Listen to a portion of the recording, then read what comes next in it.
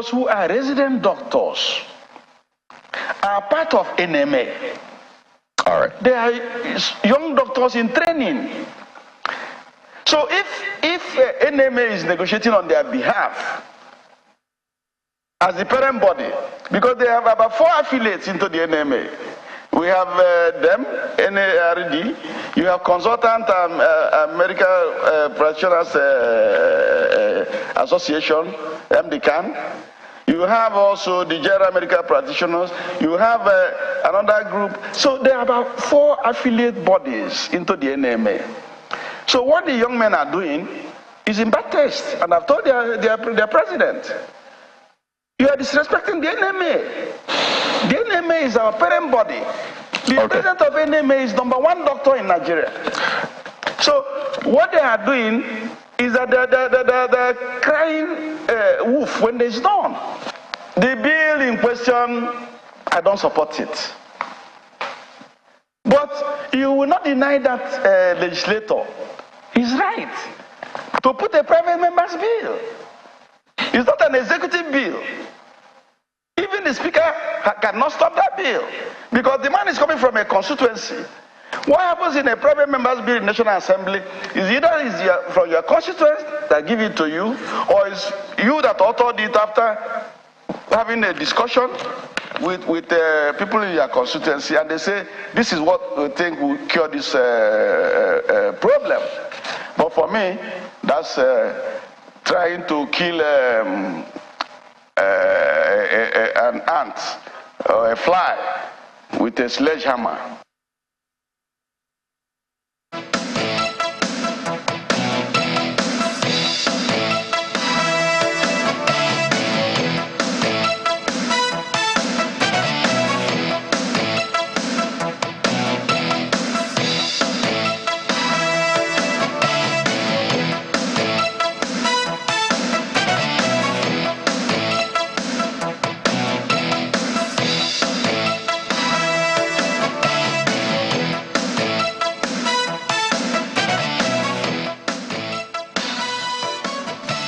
All right, welcome back to Sunrise Daily. Well, yes, as you see there, Dr. Emeka Orji joins us next. He is the National President of Nigerian Association of Resident Doctors, also Senior Registrar at the Orthopedic and Trauma Surgery. Good morning. Thank you for coming on today. Good morning, Chamberlain. Well, back to this now, talking about strike yet again. It just appears as though this unending narrative that keeps going back and forth.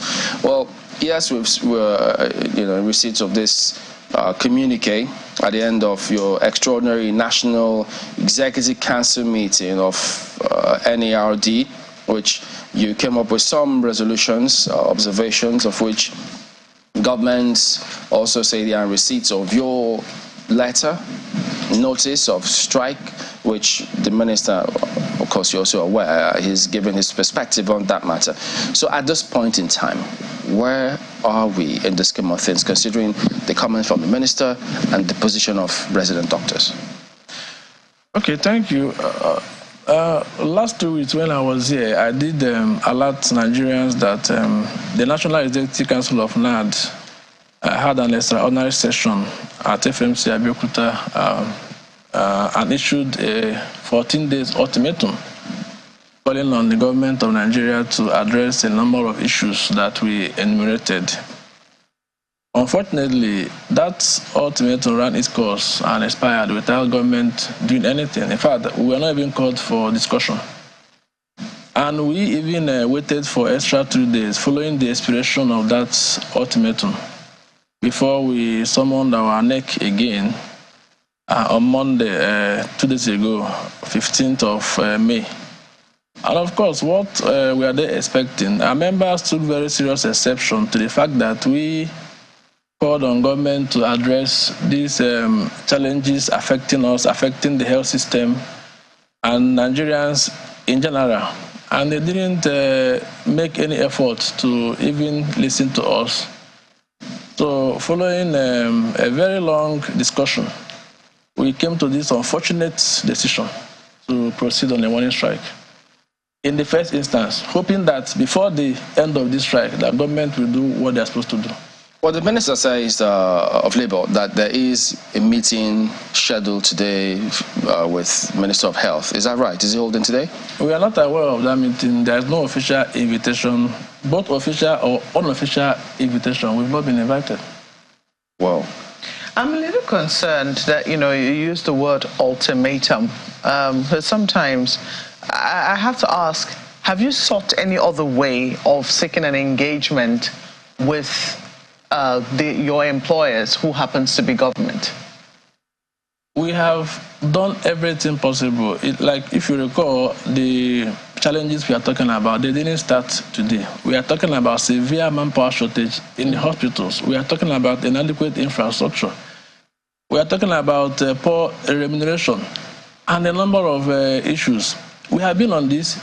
Like I said before, when I was here last time, we had cause to issue ultimatums on these same issues twice. No, what I'm saying is, when you seek that engagement, what you do, is it to issue an ultimatum, or do you write first to say, hey, look, well, we need to talk?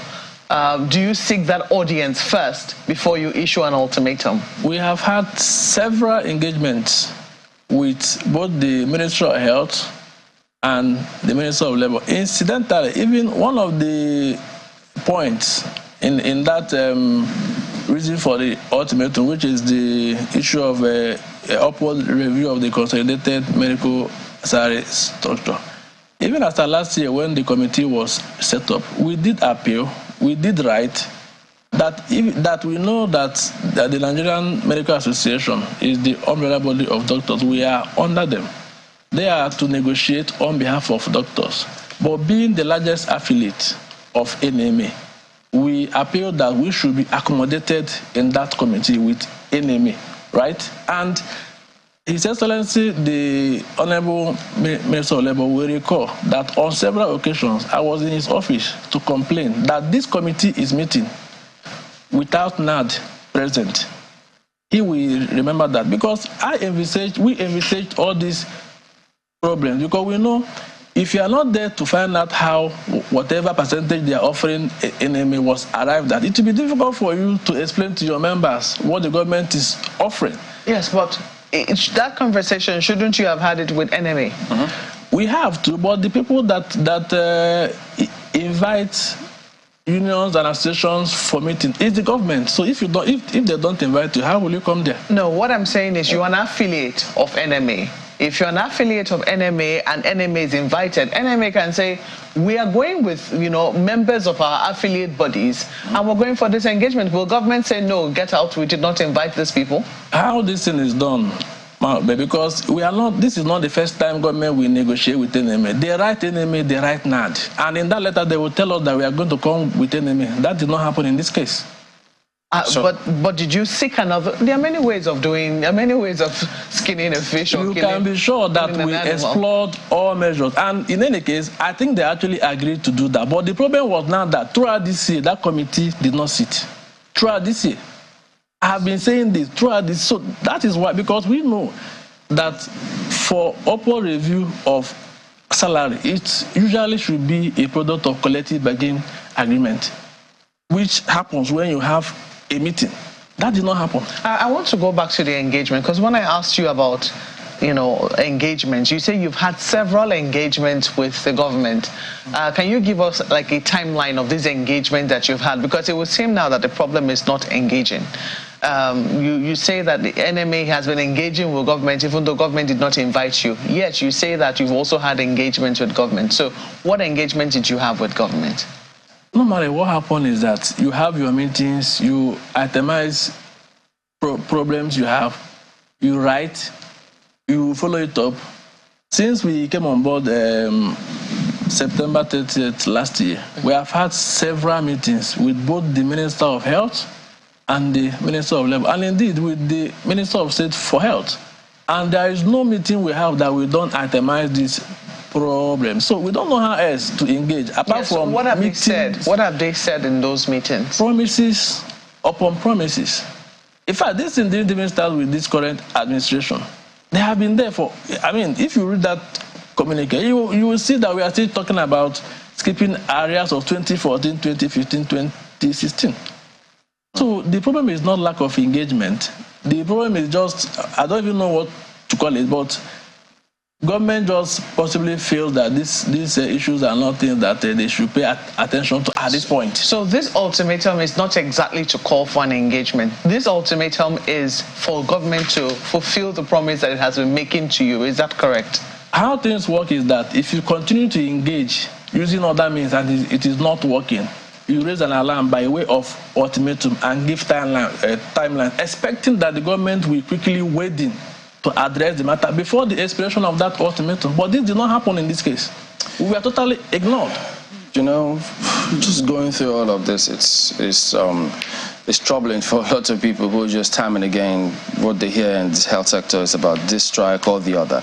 But having listened to the minister, some of the issues which part of your resolutions, where he speaks about the, I'm looking at the MRT you have here, the Medical Residency Training Fund.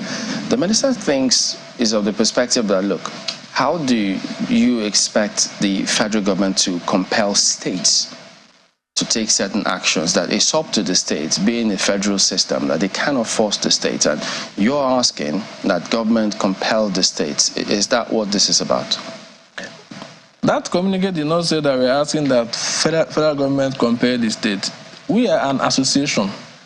And just like every other genuine association, we operate with the maximum of injury to one is injury to all.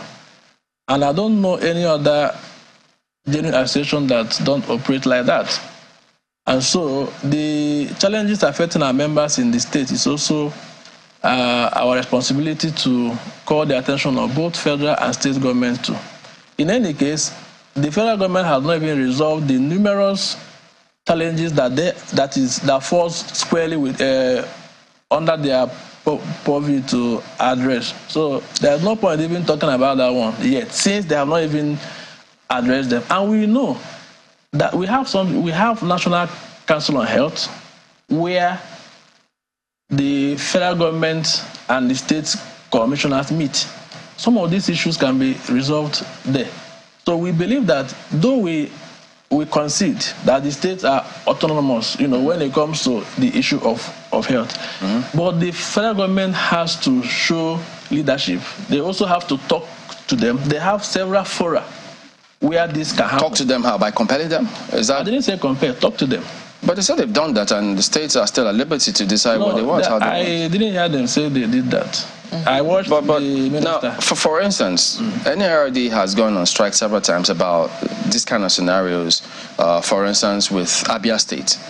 And now this government is on its way out, less than how many weeks, and new governments, some of them have said, yes, they will take up this kind of matter. So when they listen and say, well, you're going on strike, it comes across as though you're not even waiting to see whether or not they'll put their money where their mouth is, and then you're embarking on this strike. You could rub off negatively on them, don't you think? The meeting we had on Monday took several hours because one of the challenges we had was the fact that many people were even pushing for an indefinite strike.